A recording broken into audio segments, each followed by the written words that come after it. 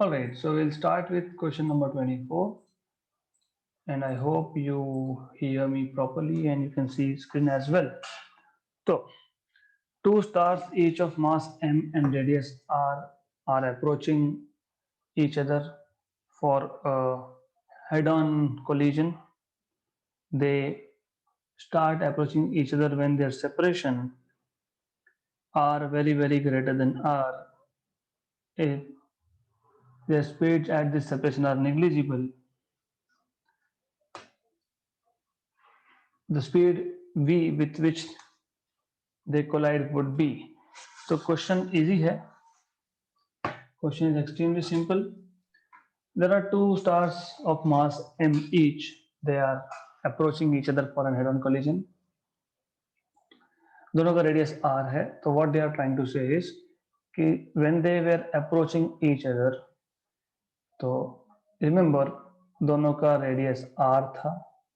Separation between their centers, so center to center जो separation है, this small r separation is very greater than the radius of each of this star. If their speed at this separation, मतलब जब वो दोनों एक दूसरे से बहुत दूर हैं, तब उसका उनका जो स्पीड था अप्रोच का वो निग्लिजिबल था. करेक्ट. और the speed with which they will collide would be, so what will be the speed of collision? That is what you have to understand. Okay, देखो इसको सॉल्व कैसे करते हैं. सबसे पहले ये है कि you will have to look at their total energies, है ना. तो इनिशियल टोटल एनर्जी क्या आएगा? Kinetic plus potential. और काइनेटिक एनर्जी इज जीरो क्योंकि उन्होंने बोला है if there speed at the separation at this separation, तो इनिशियल स्पीड जो है वो निग्लिजिबल है. तो काइनेटिक एनर्जी तो स्पीड पे डिपेंड करता है, तो वो जीरो हो जाएगा. तो पोटेंशियल एनर्जी जो होगा, you should remember the formula of potential energy, that is minus g mass of first mass of second by distance between them. Correct. This is the potential energy. तो आपको initial total energy मिल जाएगा minus G M by R square, sorry by R, और ऊपर M square. Equation number 1. Similarly final total energy क्या आएगा? Final kinetic energy plus final potential energy. Okay, तो final के केस में क्या होने वाला है, you have to understand this.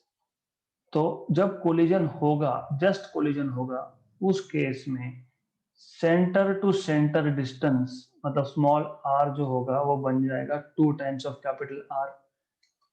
Small r और small r is capital r plus capital r. क्यों जरूरी है? क्योंकि potential energy distance between centres पे डिपेंड करता है.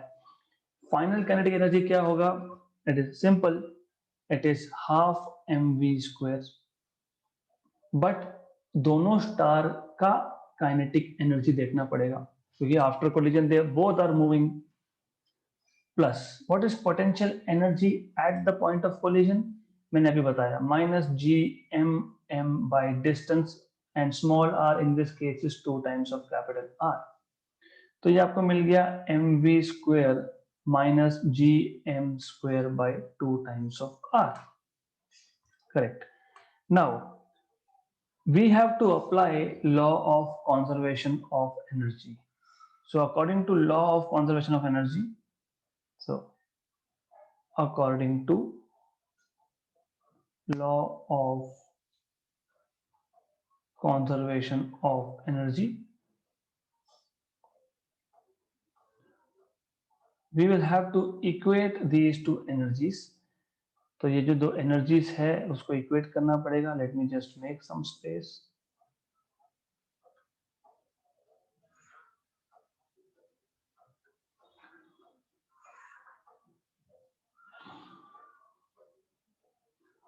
Okay, right. तो total initial energy should be equal to total final energy. इन दोनों को इक्वेट कर दो. Total initial energy is minus gm square by r, and total final is mv square minus gm square by 2r. फिर आप यहां से solve कर सकते हो. M we square, by the way मैंने यहाँ स्मॉल m नहीं लिखना चाहिए, it is capital M. So capital M. तो कैपिटल M तो आप एक एक को कैंसिल कर ही सकते हो. तो आपके पास बचेगा v square is equal to G M by 2r. एक m कैंसिल करने के बाद लिख रहा हूं minus G M by small r. Okay, correct. तो ये आएगा आपका v is equal to under root of G m common 1 minus 2r, 1 by 2r minus 1 by small r, option number B. Okay, तो this is how you solve this question. हमने क्या देखा? हमने देखा what is initial total energy, that is kinetic plus potential, but kinetic is zero because initially जब वो दोनों stars एक दूसरे से बहुत दूर थे तो only energy they had was potential because speeds were negligible. Final total energy is kinetic plus potential. Kinetic दोनों स्टार का देखना पड़ेगा तो 2 into half M we square, और पोटेंशियल जब दोनों कोलाइड होंगे तो distance between their centres is R plus R, that is 2r. तो हमको इनिशियल मिल गया, हमको फाइनल मिल गया. Then we have applied law of conservation of energy and solved for V. This is how you solve such questions. Next, a satellite is to be placed in equatorial geostationary orbit around Earth for communication. The height of such a satellite is, देखो बहुत easy है ये. पहला मैंने आपको कल के lecture में बताया था कि जियो स्टेशनरी मतलब टाइम पीरियड 24 आवर्स. जियो मतलब अर्थ, स्टेशनरी मतलब विद रिस्पेक्ट टू अर्थ. एक सैटेलाइट है जो अर्थ के रिस्पेक्ट से, अर्थ से देखा तो इट इज स्टेशनरी, मतलब it should rotate with the same period of earth. तो वो हमेशा एक फिक्स पॉइंट पे दिखेगा आपको, correct, because it is rotating with the rotation period of earth, है ना. तो इसका हमको हाइट निकालना है. यहाँ पे आप अप्लाई करते हो, if you remember third law of Kepler, अगर याद है तो ठीक, T square is proportional to R cube था, और अगर पूरा याद है तो अच्छी बात है. तो you had T is equal to 4 pi square by G M, T square equal to 4 pi square by G M small R cube.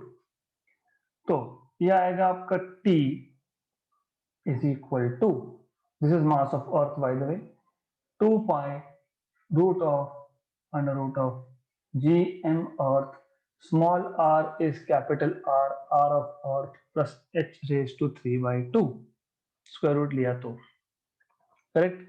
हमारा इंटरेस्ट है to find out h. Okay, we are interested in finding out h. So what I will do is, instead of taking square root, मैं ऐसा करता हूं, मैं cube root लेता हूं दोनों साइड पे. तो if I take cube root on both sides, I will have 2/3 here is equal to, ये पूरा का पूरा जो है 4 pi square by G M E, इसको मैं डाल दूंगा क्यूब रूट के अंदर और ये बन जाएगा सिर्फ r, और r है r e प्लस h. मतलब मुझे मिलेगा r e plus h equal to G M E upon 4 pi square whole raise to 1/3 T raise to 2/3. तो मुझे मिल जाएगा h which is equal to G M E by 4 pi square whole raise to 1/3. चाहिए तो T square को भी अंदर ले आ जाओ, T square raise to 1/3 minus R E. Okay, अब ऐसा एक क्वेश्चन जो है ये ऑलरेडी एग्जाम में पूछा गया है in the form of formula. तो ये हो गया फॉर्मूला रेडी, वैल्यू नहीं बट फॉर्मूला. तो हो गया ready. Height of a geosynchronous या फिर geostationary satellite is this in the form of equation. You want to find out values, तो you have to substitute values here. तो आपको मिल जाएगा h is equal to g की value 6.67 into 10 power minus 11, m की value जो है that is 6 into 10 power 24 upon 4 into pi square t square. t की value you should already know, by the way, just a minute. Okay, upon 4 pi square. t square की value जो है it becomes difficult for people to solve because 24 days, उसको फिर 24 hours उसको आप convert करोगे minutes में फिर सेकंड्स में, तो 24 into 60 into 60 that is 24 into 3600 है ना, तो ये आएगा. What I will do is I'll write it in a little different way so that solving is easy for us. तो 24 into 36 into 100, क्योंकि 24 into 60 into 60 करेक्ट. इसका भी स्क्वायर होगा, किसका, पूरे टर्म का स्क्वायर होगा, टी स्क्वायर होगा क्योंकि टी का स्क्वायर था इक्वेशन में, और इसका क्यूब रूट लिया जाएगा. So we will be taking a cube root over here. I'm going to take cube root over here and minus RE, and that is 6400 kilometer, मतलब into 10 power 3. It is a difficult task to solve if you don't know some tricks here. उसमें से एक है 6.67 into 3 is roughly 20. 6.67 into 3 into 3 is roughly 20. roughly बोल रहा हूं मैं. Exact की बात करोगे तो I'll tell you exact as well, but I'm going to tell you what is rough calculations here. 6.67 into 3 is 20. Okay. तो 6.63 into 6 है, 6 को मैं 3 into 2 लिख रहा हूँ. तो what I'm doing is 6.67 into 3 into 2. ये हो गया 20, 20 into 2 40, और नीचे 4 पाई स्क्वायर है, 4 into pi square is roughly 10. तो इसका मतलब ये होता है कि मैं रफ कैलकुलेशन करने गया अगर, तो ऊपर ये 40 है, नीचे ये 40 है. Very good.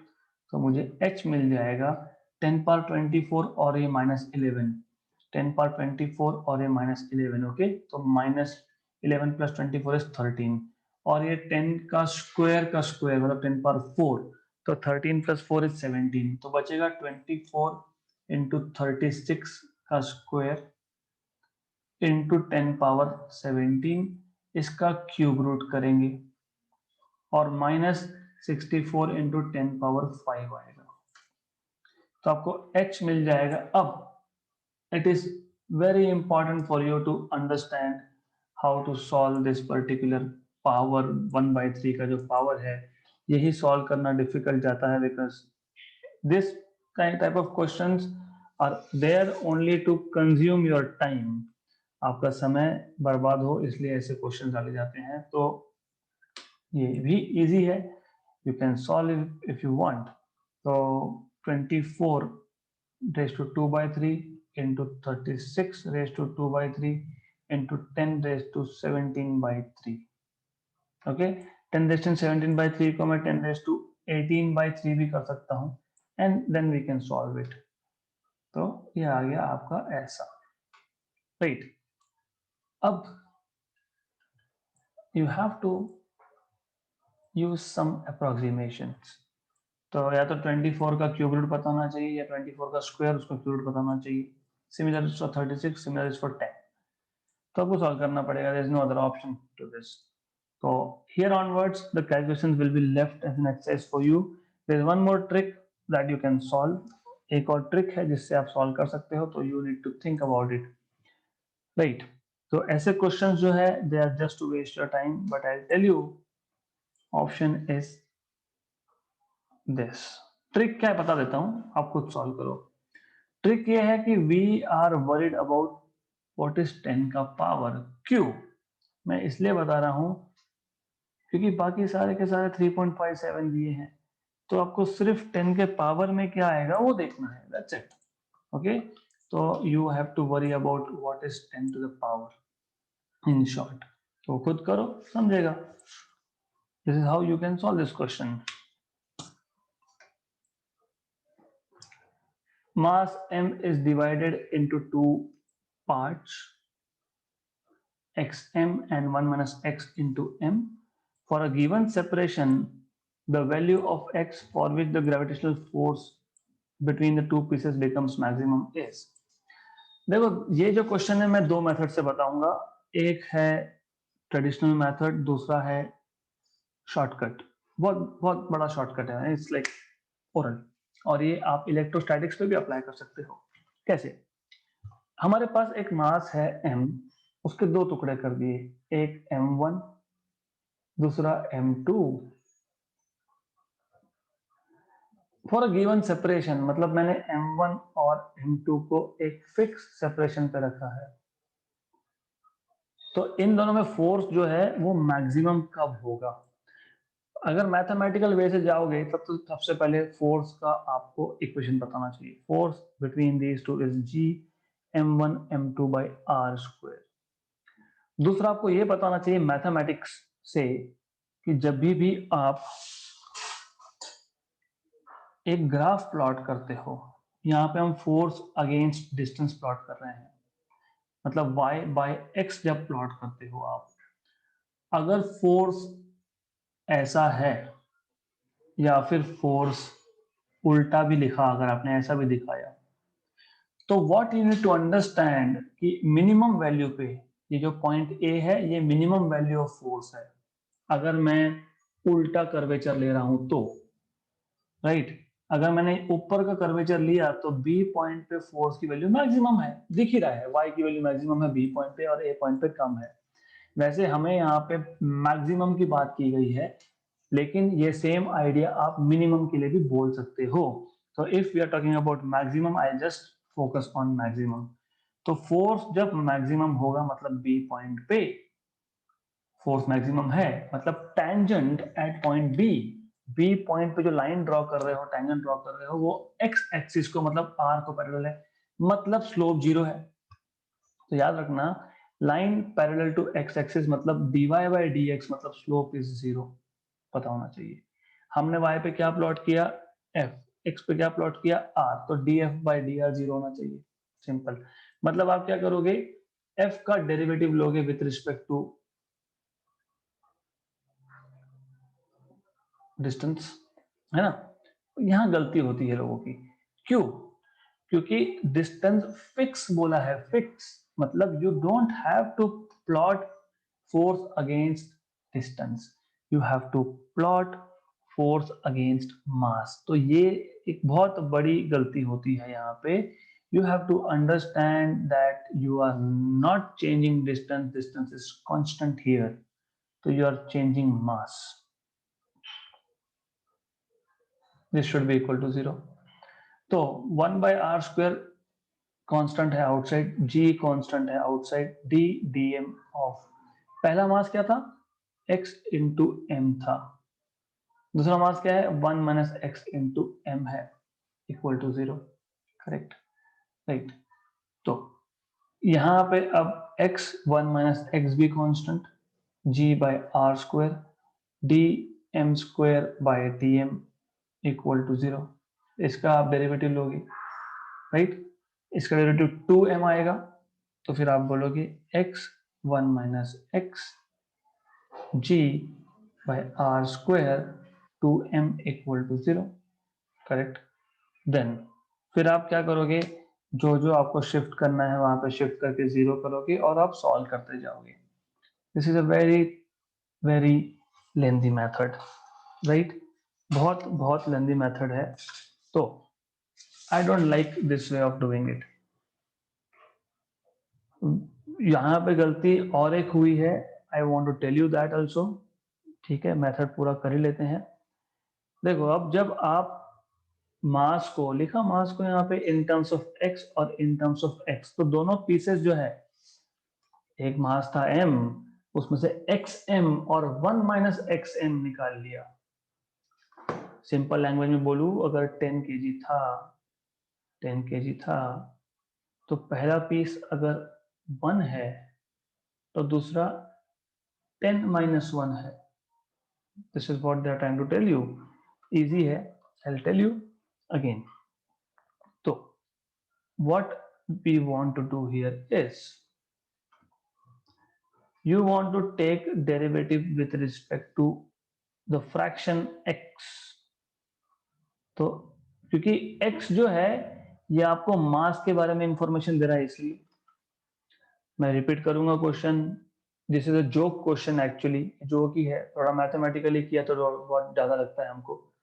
dx तो ये आएगा आपका g by r square constant d dx of m1 is xm and 1 minus x into m equal to 0। मैंने ऐसा क्यों किया, विद रिस्पेक्ट टू x क्यों लिया, क्योंकि टोटल मास कैपिटल M भी तो कांस्टेंट है। इमेजिन हमारे पास 10 किलोग्राम का बॉल है, उसमें से 1 किलोग्राम निकाल लिया, 9 बच गया, तो 9 + 1 10, टोटल मास तो कांस्टेंट है ना, इसलिए आप लोग derivative with respect to constant quantity नहीं ले सकते हो, वो कांस्टेंट है। कैपिटल M कांस्टेंट है, चेंज क्या हो रहा है x। क्यों, मैंने पहले 1 निकाला, यहाँ 9 बचा, फिर 2 निकाला, यहाँ पे 8 बचेगा। This is what I am saying, okay. तो x is changing not m, इसलिए x वेरिएबल है, डेरिवेटिव कभी भी विद रिस्पेक्ट टू वेरिएबल होता है, not with respect to constant. You have to understand this. तो g m square by r square, तो d dx of x into 1 minus x equal to 0, ये पूरा factor मैं वहां पे लेके 0 कर देता हूं, so that I don't have to do unnecessary things.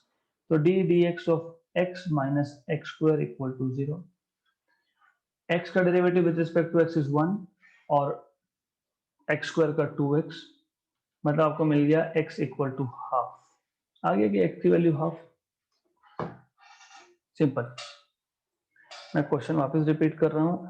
हमारे पास एक मास था m, उसमें से मैंने एक फ्रैक्शन निकाल लिया xm, दूसरा फ्रैक्शन बचा 1 माइनस xm बराबर, गुड। दोनों को मैंने एक फिक्स डिस्टेंस पे रखा है, दोनों में फोर्स मैक्सिमम कब होगा ये पूछा है, for what value of x। सबसे पहले मैथमेटिक्स पता होना चाहिए।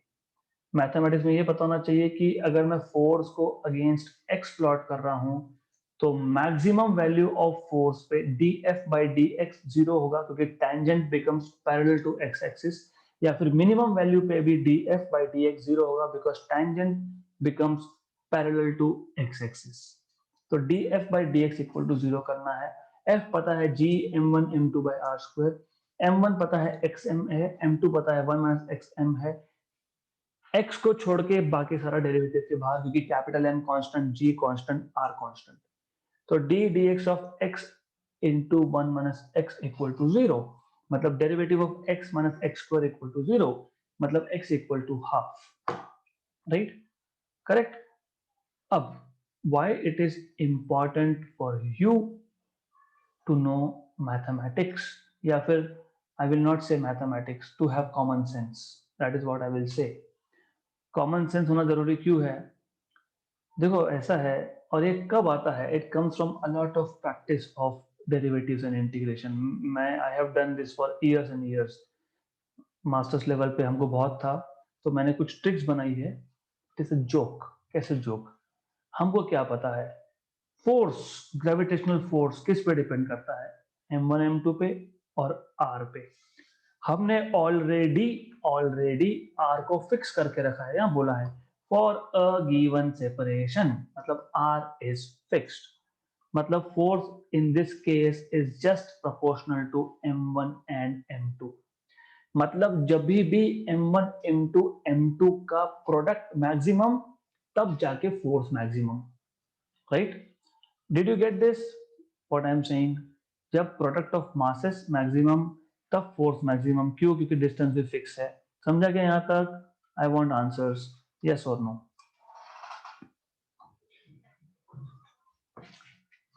I want to know if you have understood or not. Chat is already open.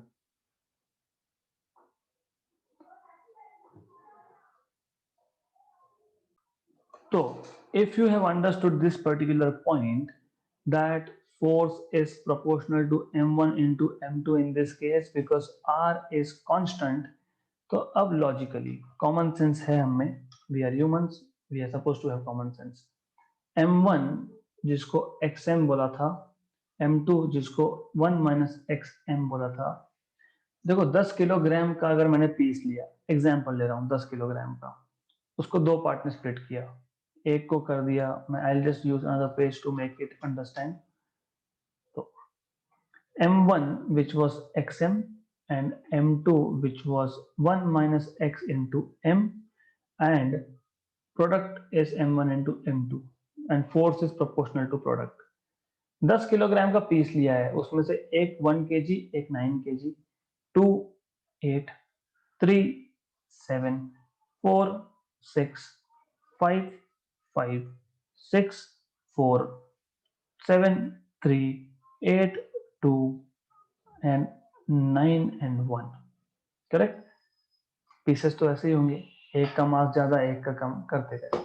पहले केस में m1 इंटू m2 क्या है 9, फिर क्या है 16, फिर क्या है 21, फिर क्या है 24, फिर क्या है 25, फिर क्या आएगा 24 21 16 and 9।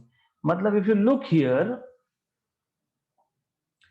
Maximum value of product is for half and half. मतलब जब मैंने एक मास के दो इक्वल टुकड़े किए, तो इक्वल टुकड़े किए, तब प्रोडक्ट ऑफ मास मैक्सिमम आया। मतलब m1 should be capital M by 2, पर m1 क्या बोला है, xm बोला है, मतलब x की वैल्यू क्या आ गई, हाफ आ गई। और ये हाफ अगर आप यहां भी डालोगे m2 में, तो भी आपको m by 2 ही मिलेगा। करेक्ट।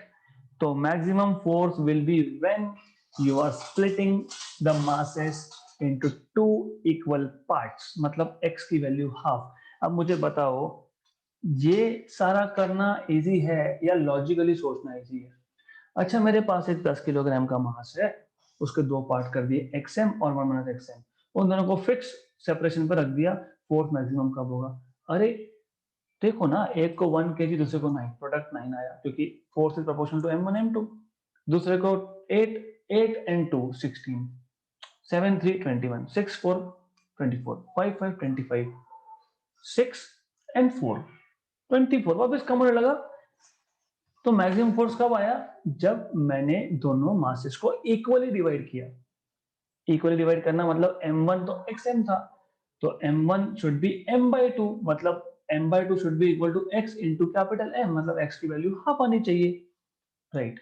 तो ये क्वेश्चन ओरल था, अगर ऐसे ट्रिक्स पता होंगे तो सीधा सीधा फोर्स कब मैक्सिमम होगा, जब आप दोनों मासेस को इक्वली स्प्लिट कर रहे हो। इक्वली स्प्लिट मतलब टोटल मास का हाफ और हाफ, तो x की value half. Joke. Is it clear? Did you understand this question?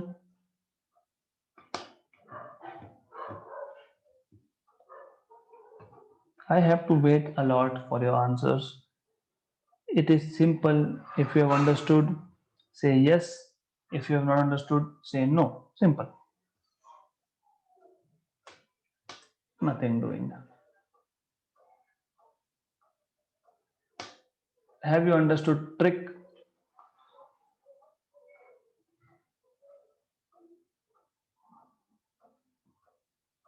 I don't think so. You are listening to me. Anyways, go to next question.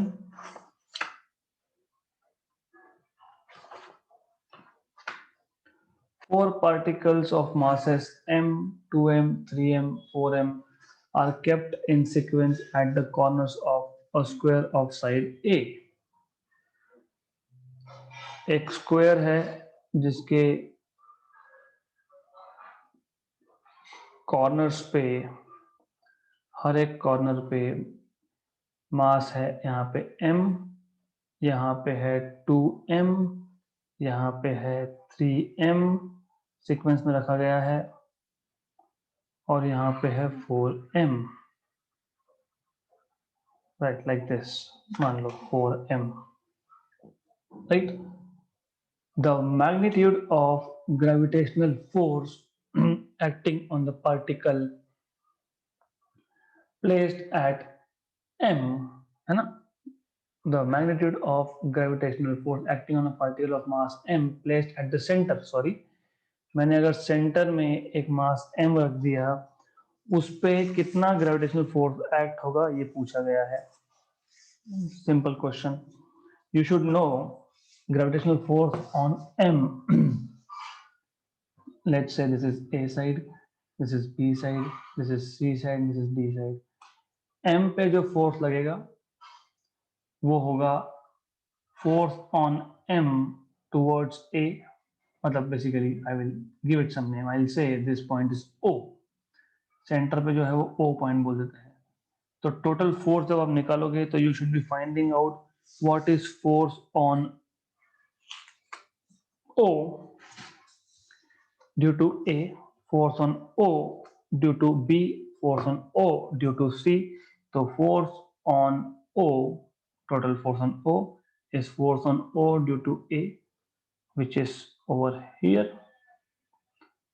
plus force on O due to B, plus force on O due to C, plus force on O due to D. तो देख लेते हैं. You have a force in this direction, in this direction, and in this direction. Okay, so just a minute.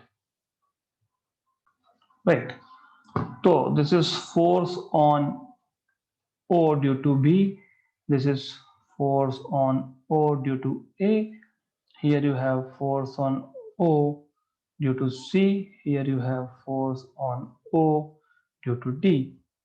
याद रखना gravitational force is always attractive. तो M को A अपनी तरफ खींचेगा, B अपनी तरफ खींचेगा, C अपनी तरफ खींचेगा और D अपनी तरफ खींचेगा. This is what I am saying. Then what you have to do is you have to first make components. तो ये है force on A, force on O due to A का एक component, ये है दूसरा component, vertical and horizontal. Force on O due to B, ये एक component, यहाँ पे ये दूसरा component, right? तो you'll have to split it up. आपको components को split करना पड़ेगा, otherwise you will not be able to solve, है ना? तो you have to see components. Okay, similarly one component is here, एक यहाँ पे force on O due to C. Lastly you have components of force on O due to D and force on O due to D का एक component ये, right? तो components आपको अच्छे से देखने पड़ेंगे, otherwise solve नहीं कर पाओगे. Correct. Then what you must know is angles. ये 45 तो ये 45. इसका मतलब force on O due to A is equal to force on O due to A का cos component और sin component बेसिकली सेम ही है. तो आप बोल सकते हो cos 45 O due to A. याद रखना डायरेक्शंस, ये प्लस जे कैप है, यहाँ पे ये माइनस आई कैप है, राइट? तो एक माइनस आएगा, एक प्लस आएगा, तो आपको मिलेगा बेसिकली हर एक के लिए FOA bye √2 minus I cap because force on O due to A is in second quadrant, negative x positive y, तो plus FOA √2 J cap. Similarly और FOA क्या है आपको पता है, FOA is GM1M2. GM1 mass on O is M and A is also M by distance square. और आपको पता होना चाहिए this distance from center to one of the corners of square is √2A by 2, मतलब A by √2. तो A by √2 का square, distance square. Okay, तो आपको मिल जाएगा overall FOA bar is equal to minus FOA this is equal to 2gm square by a square, तो ये आपको मिल जाएगा 2gm square by √2 times of a square I cap plus 2gm square upon √2 times of a square j cap. Similarly आप FOB को भी कर सकते हो। FOB में दोनों कंपोनेंट्स आपके पॉजिटिव आएंगे, तो FOB by √2 I cap plus FOB by √2 J cap, क्योंकि FOB ये फर्स्ट क्वाड्रेंट में है तो I भी पॉजिटिव और J भी पॉजिटिव, और दोनों कंपोनेंट्स 45-45 पे है, तो साइन और कॉस कोई भी ले लो, कोई फर्क नहीं पड़ता है। FOB is equal to G, centre पे मास M और वहां पे 2m, तो 2m square by distance is a by √2 square, मतलब 2 into 2 4, तो 4gm square by a square.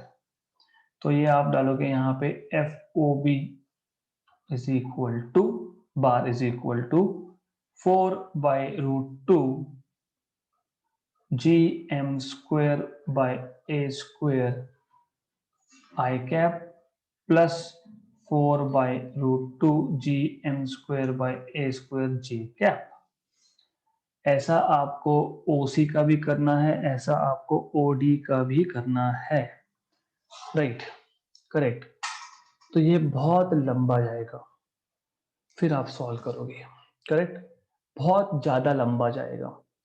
तो इसके लिए एक ट्रिक है, राइट। तो पूरा सॉल्व करने के बाद आप सब कुछ सॉल्व कर लो, आपको मिलेगा ऑप्शन नंबर सी।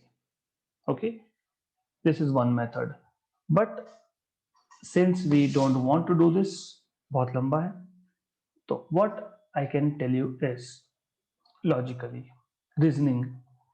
अगर आपके पास लॉजिकल रीजनिंग है तो फिर इजी है। रीजनिंग क्या है कि सेंटर का जो मास है m, उसका हर एक वर्टेक्स से डिस्टेंस तो a by √2 ही रहने वाला है ना, डिस्टेंस इज सेम, बराबर। मतलब फोर्स फिर से किससे प्रोपोर्शनल होगा, m1 into m2, क्योंकि डिस्टेंस तो कांस्टेंट हो गया, बराबर। मैं मान लेता हूं force on O due to A is proportional to m into m, मतलब m स्क्वायर इक्वल टू, मैं बोल देता हूं F। तो force on O due to B is proportional to m into 2m, मतलब 2m स्क्वायर, मतलब 2F, simple. Force on O due to C is equal to 3F by same logic, and force on O due to D is equal to 4F by the same logic, बराबर, simple. कम से कम आपको ये पता होना चाहिए। अगर आपको ये पता है तो क्वेश्चन हो गया सॉल्व। कैसे? अब you can solve it in the way you want. तो in the way I want मतलब मैं दो दो करके भी स्प्लिट कर सकता हूँ, मैं चारों को एक साथ भी ले सकता हूँ। मतलब क्या, मैं लेता हूँ force on O due to A, और मैं लेता हूँ force on O due to B। इन दोनों का वर्टिकल हॉरिजॉन्टल कंपोनेंट एक यहाँ जाएगा, एक यहाँ जाएगा, या तो वैसा करो वो भी चलेगा, या फिर आप बोल सकते हो ये दोनों फोर्सेस एक ही पॉइंट से स्टार्ट हो रहे हैं, then this is the resultant of these two forces. So what you have is, this is force on O due to A, this is force on O due to B, this green is resultant R1 of the two forces. Similarly, you have force on O due to D and force on O due to C, और उन दोनों का resultant R2 here. ऐसा भी कर सकते हो, I am telling you 3 to 4 methods of solving the same question. R2, this is basically force on O due to D. This is force on O due to C. Correct. Okay. I am telling you a lot of methods. पहला बहुत लंबा था, ये दूसरा तीसरा भी है, वो बताता हूँ. I am sorry but I have to tell you, मैंने इसलिए बोला था कि वेक्टर्स तो चाहिए ही चाहिए. अब do you know that these two diagonals what is the angle here? अगर ये पता होगा तो आपको R1 मिलेगा और आपको R2 भी मिलेगा. तो you should know that what is the angle between diagonals of a square. अगर वो पता होगा तो बहुत सिंपल है सॉल्व करना. अगर वो नहीं पता होगा तो again it is going to be difficult. So R1 will be equal to FOA square plus FOB square plus 2 times of FOA FOB cos of angle theta 1 under square root, and R2 is equal to under root of FOC square plus FOD square plus 2 times of FOC FOD cos of angle between these two theta 2. पता होगा तो अच्छा है, नहीं पता होगा तो I don't know. So you have to solve this. तो आपको पता होना चाहिए diagonals are perpendicular for a square, if I am not wrong. Okay, if I am not wrong of course. तो उस केस में आपको R1 और R2 की वैल्यू मिलेगी. FOA is F, FOB is 2F. देखते हैं. तो R1 is F square plus 2F square, मतलब √3F. ओके, बाकी तो cos 90 is 0. R2 is, if you remember, FOC is 3F and FOD is 4F. तो 3F का square is 9F square and 4 by the way 2 था, 2F का square था, F square plus 2F square is 4F, मतलब ये √5 आना चाहिए, √5 आना चाहिए. Correct. 9F square plus 16F square, that is going to be 5 root of 5F. Correct. अब मतलब R2 ये 5F है और R1 ये √5F है. If I am not wrong, of course solve करना पड़ेगा. तो finally resultant R will be in the downward direction which will be given by R2 minus R1. तो 5F minus √5F ऐसा करोगे तो 5 minus √5 करना पड़ेगा. तो √5 को कॉमन निकालो, सॉल्व करो, you have to solve that. तो करना पड़ेगा ये. तो you will be like solving this √f common 1 √5 minus 1. फिर f आपको पता है व्हाट इज f आपको पता होना चाहिए. FOA is equal to F, that is equal to GM square 2 upon A square. Then you have to substitute and simplify. Method number 2. Method 1 बहुत लंबा, Method 2 भी थोड़ा लंबा, Method 3 is simple. Method 3 में क्या है? Method 3 में ये है, मैं कैलकुलेशन डायरेक्ट नहीं कर रहा हूँ, आप खुद करते बैठोगे. I may go wrong at calculations. My job is to tell you tricks here. So my work is to tell you tricks, not to do calculations for you. अगर आप डायग्राम अच्छे से देखोगे, if you look at diagram, तो I'll show you diagram once again.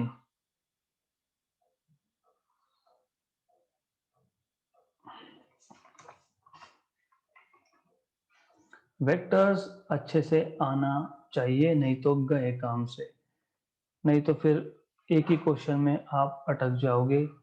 That is for sure.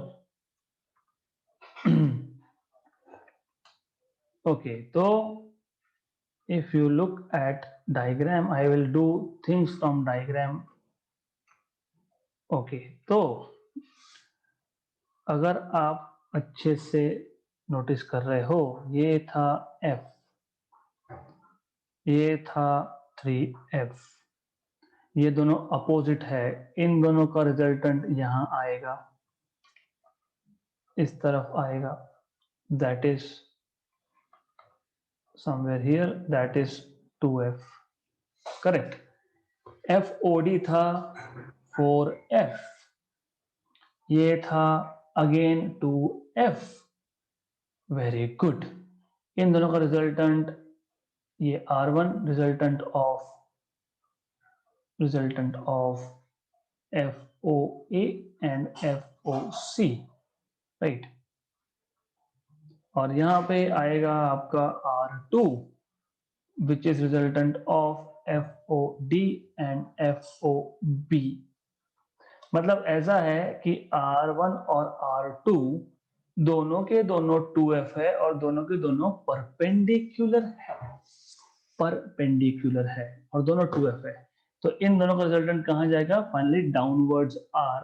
तो R is equal to under root of R1 square plus R2 square plus 2R1 R2 cos of 90, cos of 90 is 0, तो आपको मिलेगा। और R1 equal to R2 भी है, because we already know R1 equal to R2 equal to 2F आया, तो हमको मिल गया easy easy easy 2F square plus 2F का स्क्वायर, मतलब 2 टाइम्स ऑफ 2F का स्क्वायर, मतलब 2 root 2F, correct.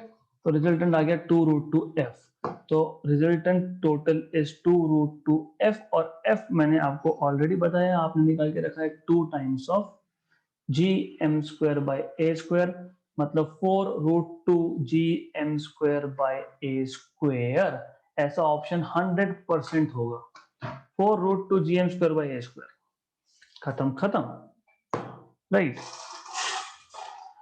That's why I told you it is extremely important for you to know vectors। तो अब अगर आपको वेक्टर्स पता होता तो I wouldn't have done any of these two methods because it is completely waste of time. It's completely waste of time. This is what you must know. ये आपको पता होना चाहिए था। इन दिस केस मैं बता रहा हूं वापस से एक बार। ओके, तो this is what was required to be known. क्या हमने क्या किया, हमको पता है FOA को मैंने F मान लिया है 2GM square by A square. ये कैसे निकाला पता है, GM1 M2 by distance square. फिर क्योंकि distance of centre from each of the vertex of square is constant, तो force depends on only product of masses. तो FOB ये आ गया 2 टाइम्स ऑफ F, FOC ये आ गया 3 टाइम्स ऑफ F, और FOD आ गया 4 टाइम्स ऑफ F। फिर FOA जो F था और FOC जो 3F था, they are equal but opposite, दोनों को सब्ट्रैक्ट किया तो मुझे मिला resultant R1 in the direction of FOC 3F minus F that is 2F। फिर FOD और FOB they are also equal, not equal but opposite in direction, anti-parallel vectors, 4F minus 2F। तो R2 which is resultant of FOD and FOB is again 2F। तो R1 और R2 ये दोनों 90 degree पे है और दोनों इक्वल है। तो फिर हमको पता है, क्या पता है, रिजल्टेंट कैसे निकालते हैं, रिजल्टेंट ऐसे निकालते हैं which is over here। So this is the final answer and that is why I told you it is really important for you to know vectors। Vector पता होता तो क्वेश्चन ओरली था, ये ओरली F3F मतलब 2F, OA और OC का resultant 2F, OB और OD का रिजल्टेंट 2F, दोनों इक्वल बट एट 90 डिग्री, मतलब इजी। मतलब ये था आपका, अगर आपको याद होगा तो रूट 2 टाइम्स ऑफ F आएगा, हो गया solve, right. I have told you 3 different methods, and intentionally I am taking long time here because you have to be using the shortest method. अच्छे से ये क्लास के बाद अपने बुक में नोट डाउन कर लेना कि कैसे हमने ये फाइंड किया है. And I don't need this page, so I'll delete it later. Good. Acceleration due to gravity on moon is 1/6 of the acceleration due to gravity on earth. Acceleration due to gravity on moon is 1/6 that of earth. मतलब ratio दे दिया है. If the ratio of the density of the moon and the earth, ratio of density of moon and the earth is 5/3, then the radius of the moon Rm in terms of Re will be, joke है. कैसे joke है आपको पता होना चाहिए. G is gm/r². फिर मैंने लिखा था G is equal to g/r², mass is volume into density. फिर हमने लिखा था G is g/r², volume is 4/3 pi r³ into density. हम अल्टीमेटली ये लिखे थे कि G is equal to 4/3 g pi r रो. सब करने के बाद मतलब G is proportional to r into rho. Simple. मतलब G moon by G earth is equal to R moon by R earth rho moon by rho earth. हमको R moon by R earth का ratio चाहिए, that is GM by GE rho E by rho M. GM by GE is 1/6, rho E by rho M is 5/3, so 5/18. तो R moon is equal to 5/18 times of R earth है क्या? Option number A है. Simple simple, बहुत ही simple simple. मैं तो इतना भी नहीं करूंगा. Why? Because if you remember this equation, G in terms of R and rho is 4/3 G pi R rho. तो easy question था. Nothing is there. Good.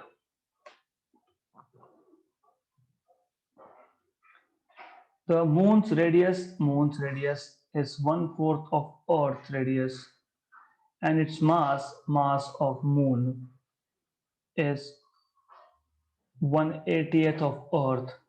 If G represents acceleration due to gravity on the surface of Earth, then that of moon is, it is again a joke, क्योंकि यहाँ पे आप direct बोल सकते हो G is equal to gm/r². तो G is proportional to m/r². फिर आप बोल सकते हो G moon, एक्चुअली भी सॉल्व किया हमने, दिया ही था ना, 1/6 दिया था, प्रूव भी कर लेंगे. मतलब ऑप्शन नंबर सी आएगा ऐसा तो पता ही है हमको, but because they may change values, so we need to be sure. So let's be sure. So G moon by G earth will be equal to M moon by M earth, R moon by R earth by R moon, क्योंकि inversely proportional है, R earth by R moon का square. तो M by ME is 180, is 1/80. RE by RM is 4 का square, that is 16/80, that is 1/5. तो 1/5, so G/5. तो देखो हमेशा G/6 answer आएगा ऐसा नहीं है. It depends on what values you have been given. So it strictly depends on what are the values that they are giving you. Okay, easy the question. Next. If the radius of the earth were to shrink by 1%, radius of the earth were to shrink by 1%, मतलब delta R by R is into 100 is 1%. Its mass remaining the same, the acceleration due to gravity will become, easy है, G is equal to gm by r square, mass constant and G constant, sorry capital G constant मतलब, तो G is proportional to 1/r square, correct, easy. तो delta G by G is equal to into 100 is equal to 2 times of delta R by R into 100, ये आपका basic 11 से आता है, और delta R by R into 100 is 1%, तो 2 into 1% is 2%, लेकिन G is inversely proportional to R। तो अगर R डिक्रीज होगा, श्रिंक होना मतलब डिक्रीज होना, R डिक्रीज होगा तो G बढ़ेगा, करेक्ट, तो G will increase by 2%, option number C, because inversely proportional है, इसके लिए मैं बोल रहा हूं। रेडियस श्रिंक होना मतलब R कम होना मतलब G बढ़ना, और 2% से बढ़ेगा। सिंपल क्वेश्चन था, extremely simple. Next, the height of the point vertically above the earth's surface at which acceleration due to gravity becomes 1%, 1% रह जाएगा, है ना? So acceleration due to gravity becomes 1% of its value at the surface. height पूछा है, तो gh is equal to 1 by 100 of g, मतलब gh by g is 1 by 100। बहुत ज्यादा हाइट है, मैंने बताया था बहुत ज्यादा हाइट है, तो gh by g को आप r upon r plus h का स्क्वायर ये लेते हो, and not 1 upon 1 minus 2h by r।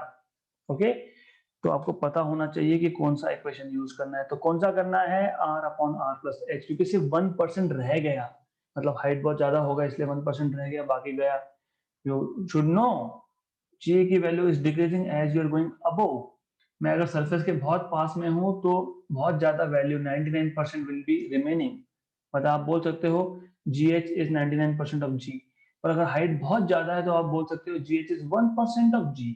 तो यू हैव टू नो 1% बोलना मतलब हाइट इज अलॉट, तो उस केस में आप ये यूज करोगे, फिर आप स्क्वायर रूट ले लोगे, तो r upon r plus h is 1/10, तो 10r is equal to r plus h, मतलब 9r इक्वल टू h, मतलब h इज इक्वल टू 9 आ रही है, ठीक है, यहीं तक करना है, तो 9r, तो 9r, height is 9 times of radius, 6400 kilometre into 9, बहुत ज्यादा दूर हो गया ये, right, so it's far away from the center of the earth। Okay, तो सिंपल क्वेश्चन था ये भी।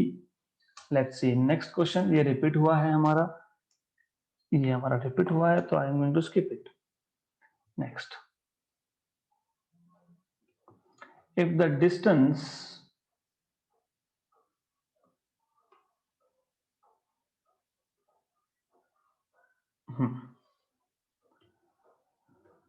if the distance between the centers of the earth and moon is d, तो हमारे पास अर्थ है, हमारे पास मून है, इन दोनों का सेंटर टू सेंटर डिस्टेंस जो है that is d,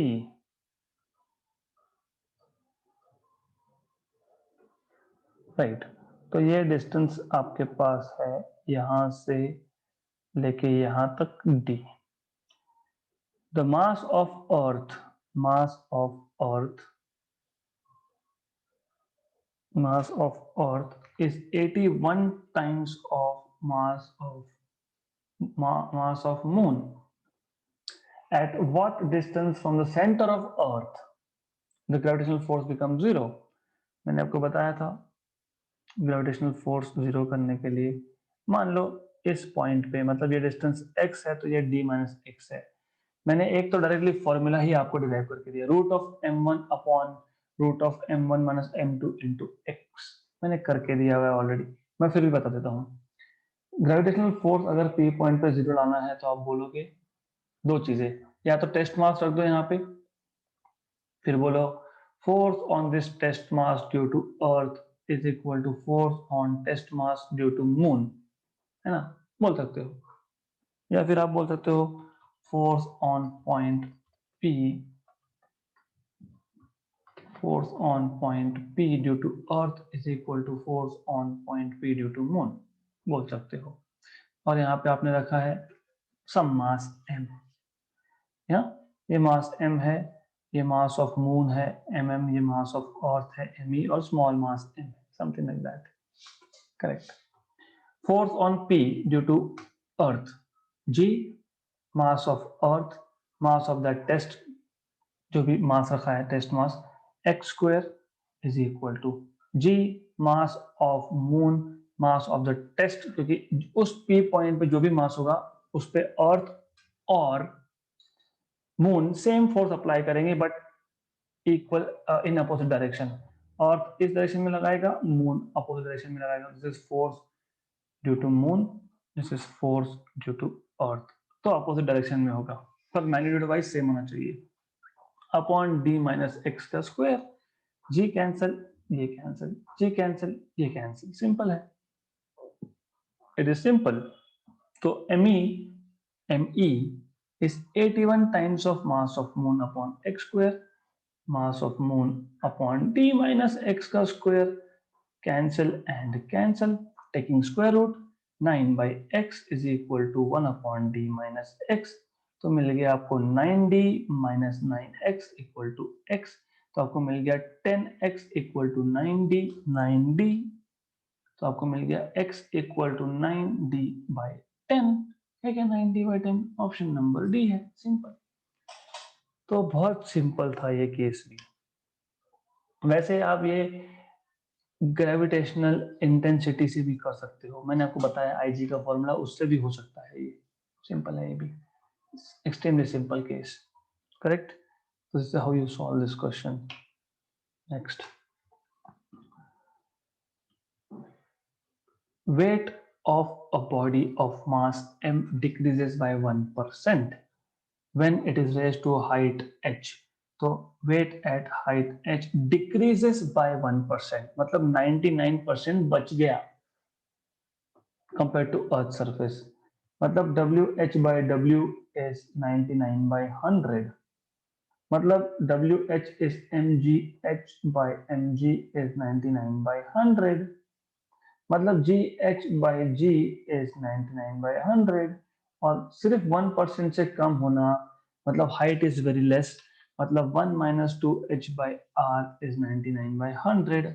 bye the way, if the body is taken to a depth h in a mine, the change in weight will be. तो पहले यहाँ पे तो h निकाल लो। उनके बोलने का मतलब क्या है कि हम हाइट h पे गए तो वेट जो है 99% रह गया, 1% डिक्रीज हुआ।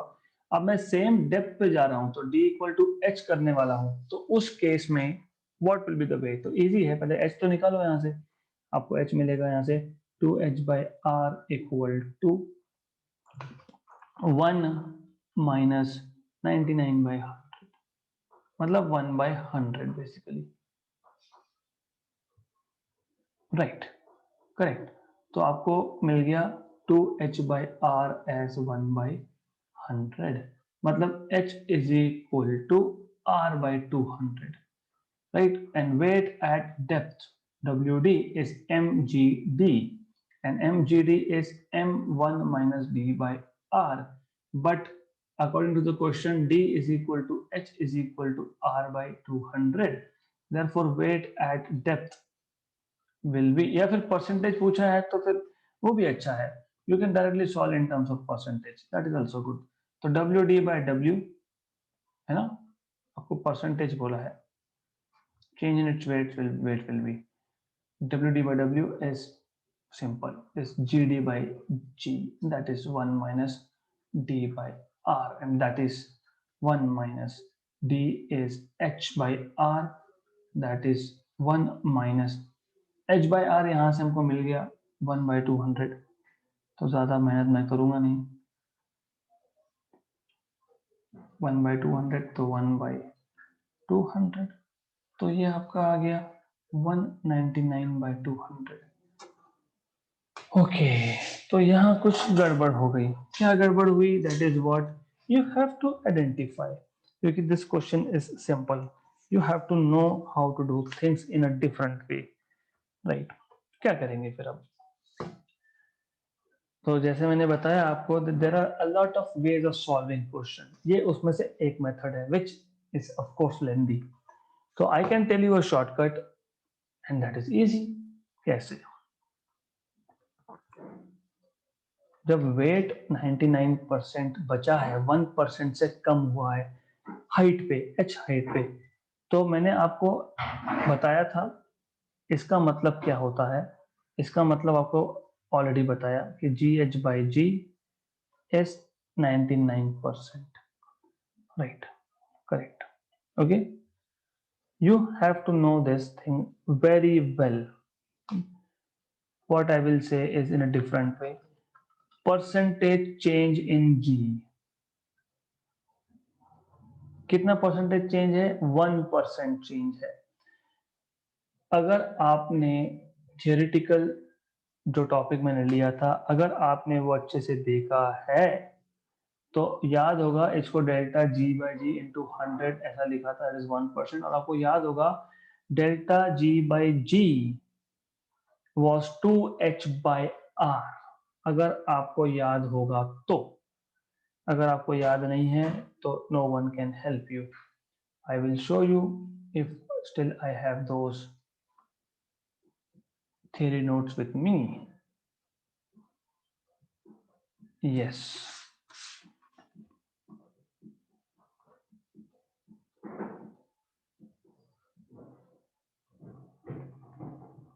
ये डेल्टा G/G 2H/R देखो है। अगर आपको ये याद होता तो अभी का जो क्वेश्चन हम लोग सॉल्व कर रहे थे, it would have been very very easy for you, very very easy, क्योंकि ये पता होता कि परसेंटेज चेंज इन G मतलब 2H/R इंटू 100 बोला है, 1%। करेक्ट। और अगर आपको याद होता ये हाइट का केस है। डेप्थ के केस में भी मैंने आपको बताया था delta G/G into 100 is nothing but, if you remember, D/R into 100, correct? but बोला क्या है? Depth is equal to height, तो delta G/G in case of depth is H/R into 100, और H/R यहां से आपको 0.5% मिलता है?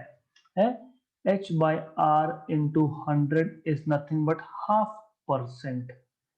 वेरी गुड, तो हो गया क्वेश्चन खत्म। तो दैट इज 0.5%। 0.5% डिक्रीज ही होगा, क्यों? क्योंकि जैसे आप डेप्थ में जाते हो तो उस केस में भी एक्सेलरेशन ड्यू टू ग्रेविटी की वैल्यू कम होती है, मतलब 34 का ऑप्शन नंबर बी आएगा, 0.5% decrease. So if you have this kind of ideas with you, you can in fact solve questions, right?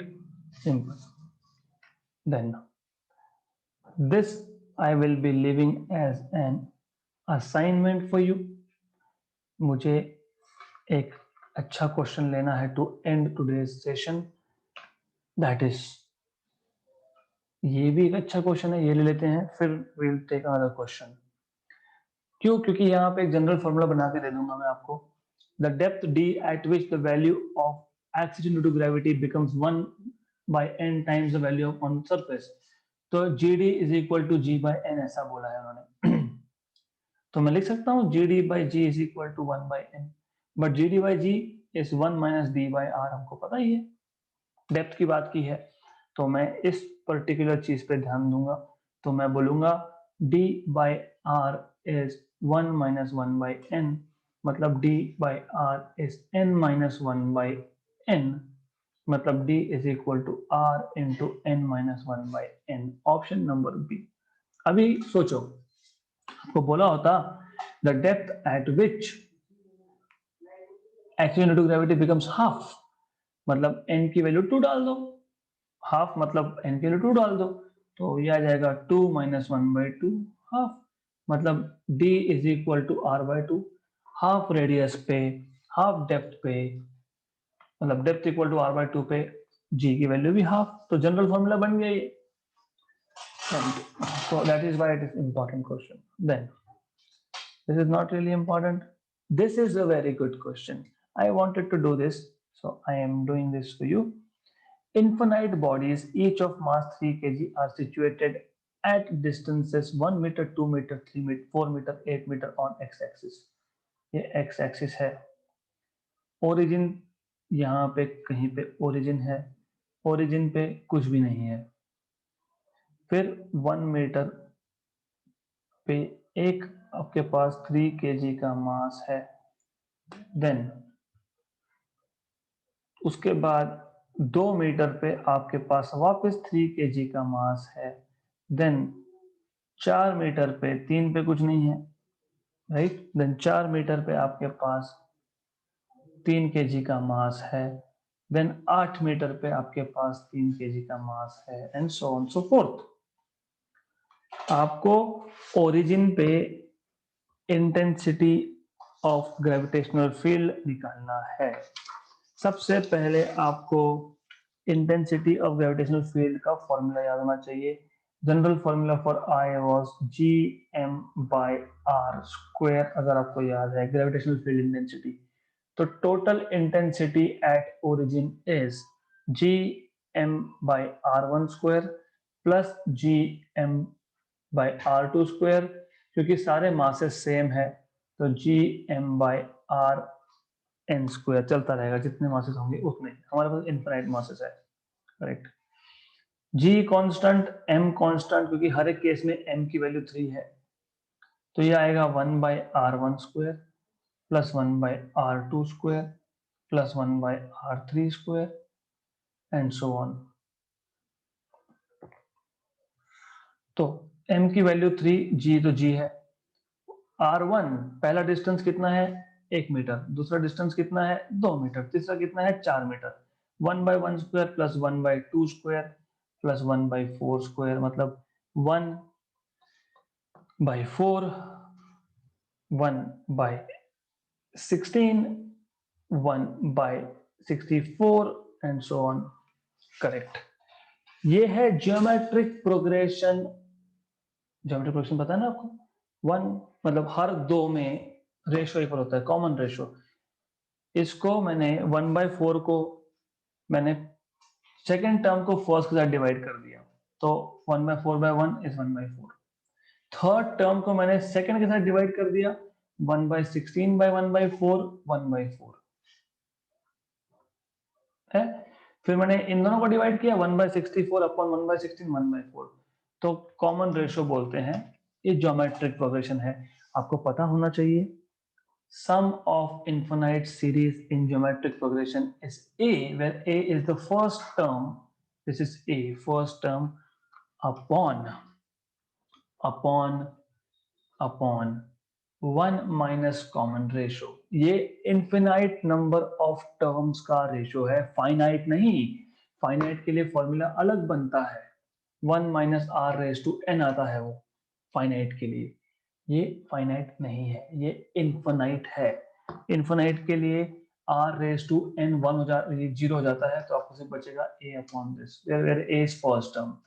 तो ये जो पूरा टर्म है इसको हम s इंफिनिटी से, फर्स्ट टर्म यहाँ पे 1 है, 1 माइनस कॉमन रेशो 1/4 है, तो ये आ गया 1/3/4 मतलब 4/3। तो आपको फाइनल आंसर मिलेगा 3g इंटू 4/3, मतलब आंसर मिलेगा 4g। तो total gravitational intensity at origin is 4g। What is important for you to understand is, first what is important for you to remember is number 1 gravitational intensity का general formula. दूसरा, origin पे total intensity will be given by superposition principle, that was I1 plus I2 plus I3, जितने होंगे उतने, then सबको add कर रहे हो। जीएम हर एक जगह पे मास सेम है, 1 मीटर पे भी 3, 2 पे भी 3, 4 पे भी 3, 8 पे भी 3, जीएम कॉमन निकाल लिया, 1/r1² plus 1/r2² plus 1/r3²। r1 is 1, r2 is 2, r3 is 4, तो 1 plus 1/4, 1 plus 1/4 plus 1/16 plus 1/64 and so on. ये ज्योमेट्रिक प्रोग्रेशन है इनफिनाइट सीरीज का। तो s इंफिनिटी ये फॉर्मूला पता होना चाहिए, where a is first term of the series and r is common ratio। तो सॉल्व हो गया, देन इतना पता है तो सॉल्व हो गया, खत्म, right. Okay, so this is the end of questions from gravitation. There are few more questions that will be given as an assignment to you. Around 13-14 questions will be assignment. Next session, which will be probably tomorrow, I will be notifying you. उसमें हम लोग previous year के question solve करेंगे and that will be end of this particular module.